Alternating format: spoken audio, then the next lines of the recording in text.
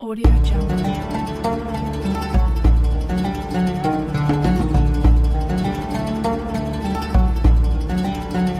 अल्लाह के नाम से शुरू करती हूँ जो बड़ा मेहरबान नहायत रहम करने वाला है। नाजरीन, आज की हमारी कहानी का अनवान है सच्ची दोस्ती की मिसाल। सऊदी अरब के शहर बरीदा में पेश आने वाला एक सच्चा वाक़या। एक सऊदी ताजर का बयान है कि मैं और मेरा दोस्त सऊदी तजारत करते थे। एक दिन जुमा की नमाज के लिए मैं सऊदीया की मस्जिद अल कबीर में गया। नमाज जुमा के बाद जनाजे का ऐलान हुआ। नमाज जनाजा की अदायगी की गई और लोगों ने एक दूसरे से पूछना शुरू कर दिया कि ये जनाजा किसका है।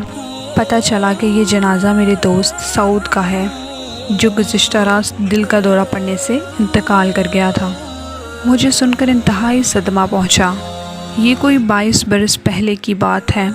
उस वक़्त मोबाइल फ़ोन आम नहीं था। चंद महीने गुजरने के बाद वहाँ के एक दुकानदार ने मुझसे बात की कि मरहूम सऊद के ज़िम्मे मेरे 3 लाख रियाल हैं, मेरे साथ चलकर उनके बेटों से बात करें। और ये बात मेरे इल्म में थी कि सऊद के ज़िम्मे ये कर्ज़ है। चुनांचे हम मरहूम के बेटों से जाकर मिले।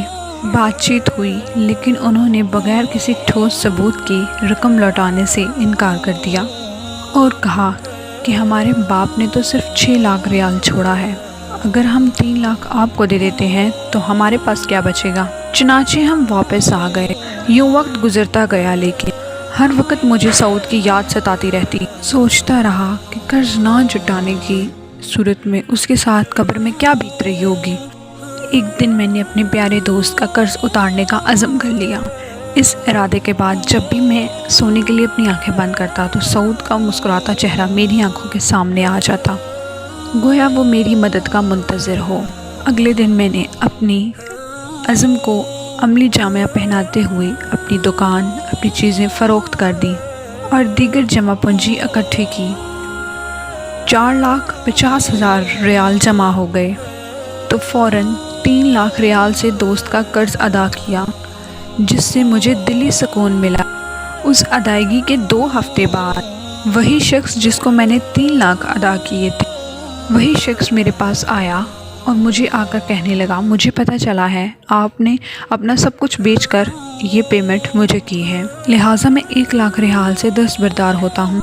ये कहकर उसने 1 लाख रियाल मुझे वापस कर दिए और मार्केट में दूसरे ताजरों के साथ भी इस वाक़े का तज़किरा किया कि मुखलिस दोस्त ने कमाल की मिसाल कायम कर दी।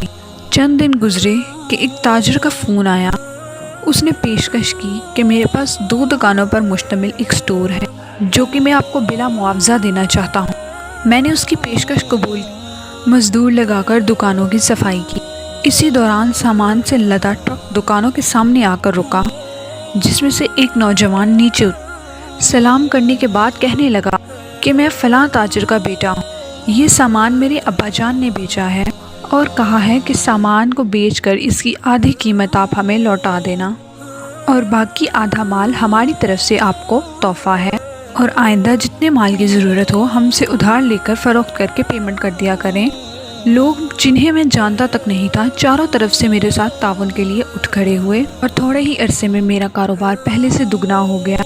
मुख्तसर रमज़ान के महीने में मैंने 3 मिलियन रियाल अपने माल की ज़कात दी है।